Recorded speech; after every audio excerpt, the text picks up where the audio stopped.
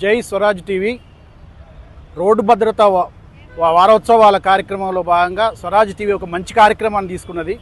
Road భద్రత అనేది మనందరి బాధ్యత.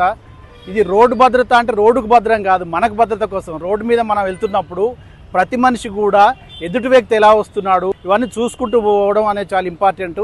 అంతేకాకుండా అతివేగంతో చాలా క్షణానికో ప్రాణాలు పోతూ ఉన్నాయి ఇప్పుడు ఇవాళ. సో భారతదేశంలో యాక్సిడెంట్స్ అనేది హైయెస్ట్ డెత్స్ అనేది గణాంకాలు చెప్తా ఉన్నాయి. సో వాటి క్రమంలో మనం ఇవాళ బయటికి వెళ్ళిన తర్వాత సురక్షితంగా మనం మళ్ళీ ఇంటికి పోతామనే గ్యారెంటీ లేని పరిస్థితులు ఉన్నాయి. కాబట్టి ప్రతి ఒక్కరు కూడా మన ఈనాడు టెక్నికల్గా వచ్చినటువంటి ఖచ్చితంగా చేరాలి తప్ప మన ప్రాణాలను మనం కోల్పోకూడదు. ఖచ్చితంగా మనం ఎక్కడికైతే మనం డెస్టినీ చేరుకోవాలనో గమ్యస్థానం చేరుకోవాలనో మనం సురక్షితంగా చేరాలి. ఎదురున్న వ్యక్తులు కూడా వెహికల్స్ వాళ్ళు కూడా సేఫ్గా చేరుకోవాలనే ఆలోచనతో ముందుకు పోవాలని తెలియజేస్తూ ఈ కార్యక్రమం సురక్ష టీవీ చేపట్టడం అభినందనీయం.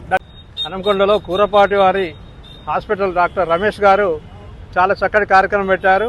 ఇది రోడ్డు వారోత్సవాల సందర్భం అనుకోండి, ఏదైనా విధంగా అనుకోండి, మనము భద్రంగా ఉందాం, ఇతరులను భద్రంగా సేఫ్గా గమ్యస్థానాలకు చేరేటటువంటి అవకాశాన్ని కల్పిద్దాం. ఇది ఒక పోలీసుల బాధ్యతే కాదు. ట్రాఫిక్ రూల్స్ అనేటి ట్రాఫిక్ రక్షణ మనం రక్షించుకుంటూ ఇతరులను రక్షించేటటువంటి బాధ్యత తీసుకొని మరి ఇలాంటి కార్యక్రమాలు అప్పుడప్పుడు పెట్టుకుంటూ మరి అవేర్నెస్ చేయాల్సిన ప్రోగ్రామ్స్ అన్ని రకాల ఇంజనీర్లకు, డాక్టర్లకు, సోషల్ మీడియా వాళ్ళకు మరి అందరికి కూడా ఉంది. దీనిలో భాగంగా అనుకుంటున్నాం. నా పేరు విద్యాసాగర్, రిటైర్డ్ ఎంపీడీ, నేను సామాజికవేత్తను.